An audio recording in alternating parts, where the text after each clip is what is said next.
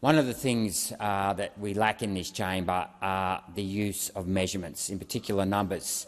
And when it comes to the lower lakes, I think we need to look at some facts and figures to put things into context. And I'd like to thank the stakeholders that gave me these numbers last week, because when you hear these figures, you'll actually understand how unproductive and insane the Murray-Darling Basin Plan is. The size of the lower lakes, the surface area of the lower lakes is 200,000 acres. Okay, that is a massive property. I come from a large property in Western Queensland of about 150,000 acres, and I know how big that is. So to think this is the size of the surface area of those lower lakes, it holds 1,924 gigalitres, and approximately half of it evaporates every year. So we are losing about 865 gigalitres every year in those lower lakes to evaporation. But here's the thing.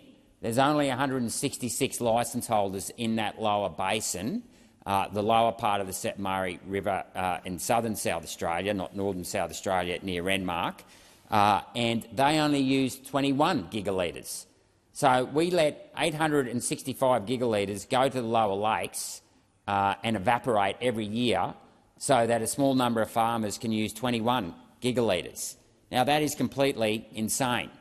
Okay, if you really want to fix this problem and get to keep more water in the upper Murray and the upper Darling, then you're much better off building a lock at the top of the lake, a much deeper lock that can hold quite a bit of water with a much smaller surface area, and then that can be used for irrigation. And you keep the fresh water apart from the salt water and you get rid of those lower barrages. Now, the other thing that I found out last week from these stakeholders from the around the Goulburn area is that there is now, because of these so-called environmental flows, there is flooding in certain parts of the river 7 or 8 every 10 years.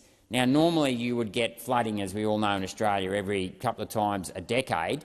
We are now getting constant flooding almost every year, and of course that is destroying some of the surface area and the gum trees in the Murray-Darling Basin.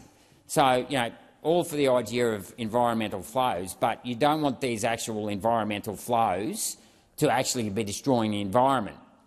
And there seems to be a bit of deja vu here with the climate change thing, whereby everyone said, well, we need to get away from coal-powered fire stations, so let's build renewables, and renewables are destroying the environment. It looks like we are finding out now that these so-called environmental flows that come down the river just about every year, when they don't normally come down the river every year, is actually destroying part of the Murray-Goulburn. So we need to have a much closer look at this, and I do support the motion. It's a very good idea because we do not want our farmers going broke, closing down. And these stakeholders I spoke to last week were indeed dairy farmers and other farmers on the basin that were actually had lost their